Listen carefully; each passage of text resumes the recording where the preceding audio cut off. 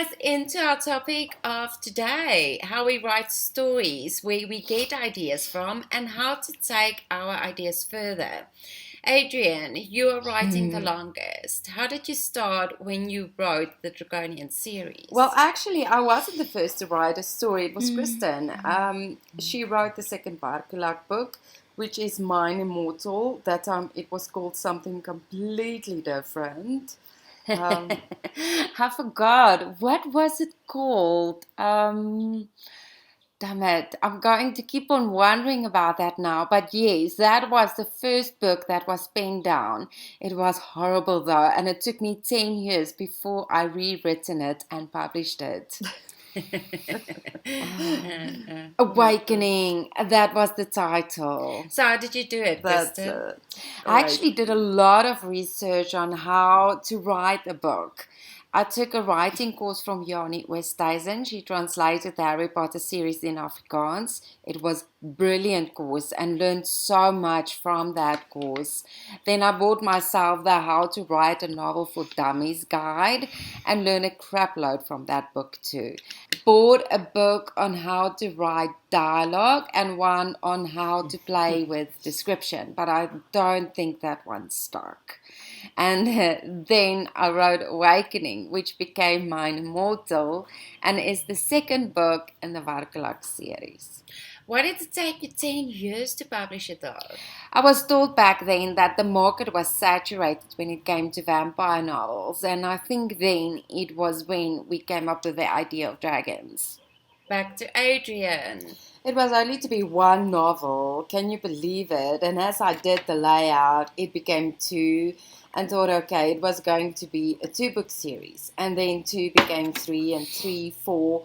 And then when I was busy writing the fourth novel, I realized that the fourth one is so big and I had to split it up, and that was how Starlight was born. You originally had different titles for the series too, right? I did. I went with the middle grade title, which was not what the book is aimed for. I meant it's a young adult crossover, and the first book, Firebolt Now, was called The King of Lion Swords, and the series was called the Dragon Glider series, which made no sense whatsoever. So the Dragon Glider and the King of Lion Sword was the full title, which is now only Firebolt. The Dragon Glider changed to the Dragonians.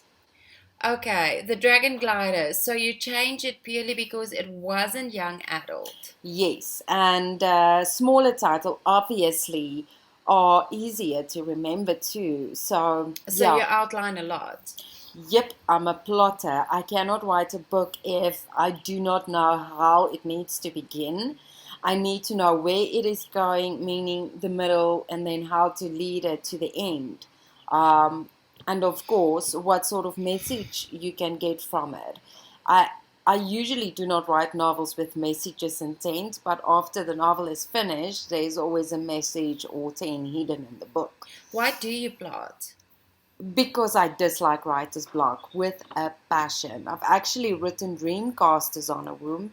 I had the first book outlined. I knew where I wanted to take it in the second book, but didn't know the beginning and the middle section, and knew a bit of what the third book has to be, and I ended up hating that series so much. But once I got sit but once I got to sit down and write the books, I loved it. I mean, I do not publish any of my books if I'm not in love with them. But yes, I struggled so badly with the Dreamcasters and experienced a lot of writer's block with it, which didn't happen with the Dragonian series or any of my other titles. I actually think that Dreamcasters is really such a great series. You and my editors both, a lot of their love and magic went in there. I have to admit, without them, it would have probably been a huge failure. But yes, ended up loving it, especially the third book. Okay, so plotting a book out to the T would help you get less writer's block. Is that what you're saying? In my opinion, yes. It might be different for other authors, but I cannot just choose a topic and start writing away. I don't know how authors do it like that. I would go insane. Kristen, how do you write a book? I'm a dreamer. Like Adrian Blotz, I dream. I would walk around like a zombie in the house for an entire month long, working out everything in my head. So, yes, you can say that a part of me leaves this world and spend it in my world for an entire month. And when it's all done and finished, I come back and write the story.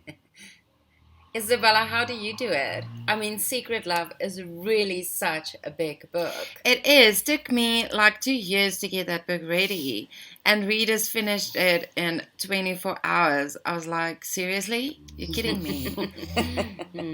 But yes, I love to put myself in all my characters' shoes beforehand, to think how they would act and why they would act like that. So take everything about who they are in consideration of why they do what they do.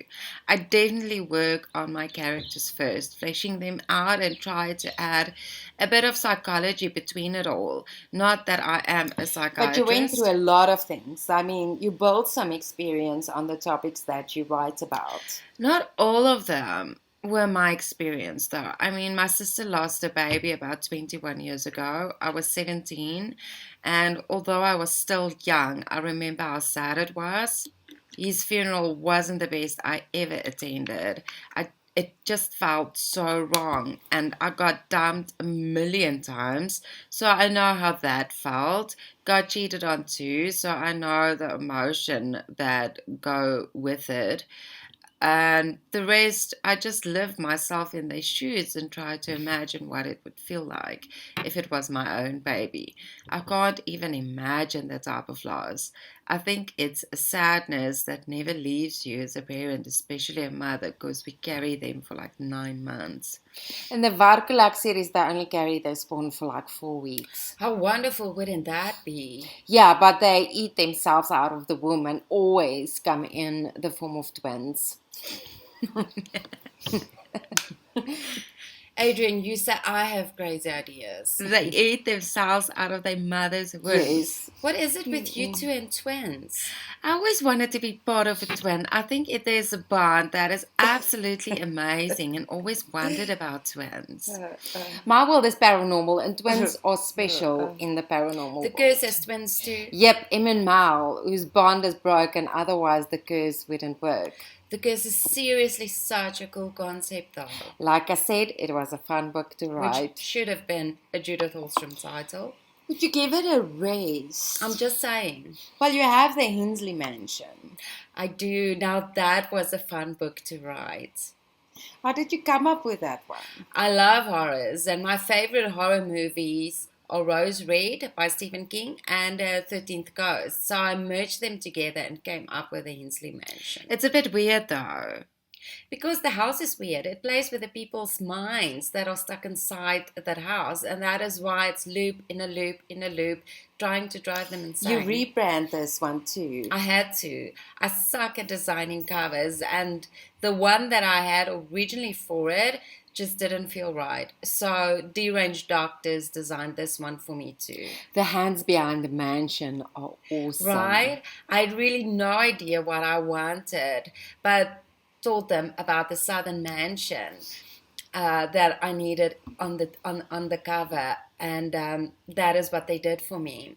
I was bowled over when I got the concept back. That was seriously crazy good when it comes to designing covers. I want to rebrand one book too. I struggle with getting from a jack to a king in front of readers, and I got a funny feeling it's the cover. I felt it the past year now, so maybe I'll get the cover redesigned too. I love that book, and my cousin can't stop reading it. I think she has reread it like 3 times already. She wants to know when the follow-up is coming. It's a standalone. There's no follow-up, as I made it pretty sure that it ends all loose threads were tied up nicely in a bow.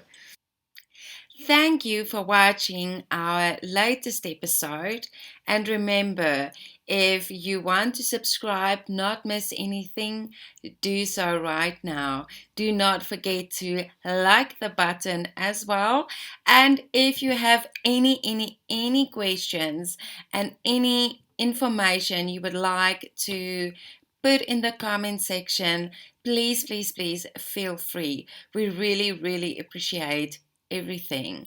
Until next time, bye.